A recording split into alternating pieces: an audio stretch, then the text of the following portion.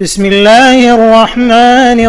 الرحيم إذا وقعت الواقعة ليس لوقعتها كاذبة خافضة رافعة إذا رجت الأرض رجا وبست الجبال بسا فكانت هباء منبثا وكنتم أزواجا ثلاثة فأصحاب الميمنة ما أصحاب الميمنة وأصحاب المشأمة ما أصحاب المشأمة والسابقون السابقون أولئك المقربون في جنات النعيم ثلة من الأولين وقليل من الآخرين على سرر موضونة متكئين عليها متقابلين يطوف عليهم ولدان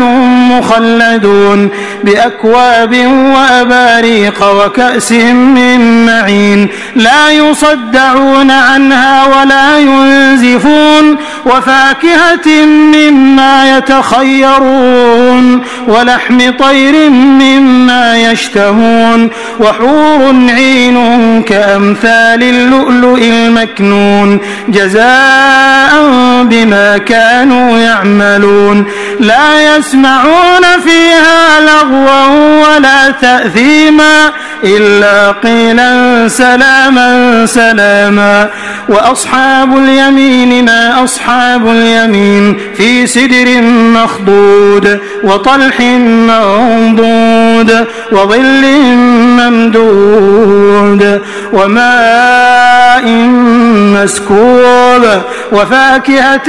كثيرة لا مقطوعة ولا ممنوعة وفرش مرفوعة إنا أنشأناهن إنشاء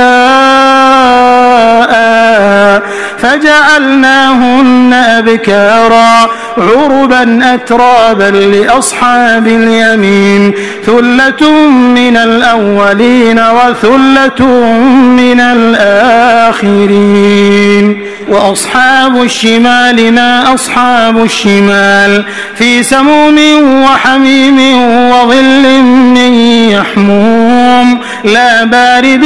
ولا كريم إنهم كانوا قبل ذلك مترفين وكانوا يصرون على الحنث العظيم وكانوا يقولون أئذا متنا وكنا ترابا وعظاما أئنا لمبعوثون أو آباؤنا الأولون قل إن الأولين والآخرين لمجموعون إلى ميقات يوم معلوم ثم إنكم أيها الضالون المكذبون لآكلون من شجر من زقوم فمالئون منها البطون فشاربون عليه من الحميم فشاربون شرب الهيم هذا نزلهم يوم الدين نحن خلقناكم فلولا تصدقون أفرأيتم ما تمنون أأنتم تخلقونه أم نحن الخالقون نحن قدرنا بينكم الموت وما نحن بمسبوقين على أن نبدل أمثالكم وننشئكم فيما لا تعلمون ولقد علمتم النشأة الأولى فلولا تذكرون أفرأيتم ما تحرثون أأنتم تزرعونه أم نحن الزارعون لو نشاء لجعلناه حطاما فظلتم تفكهون إنا لمغرمون بل نحن محرومون أفرأيتم الماء الذي تشربون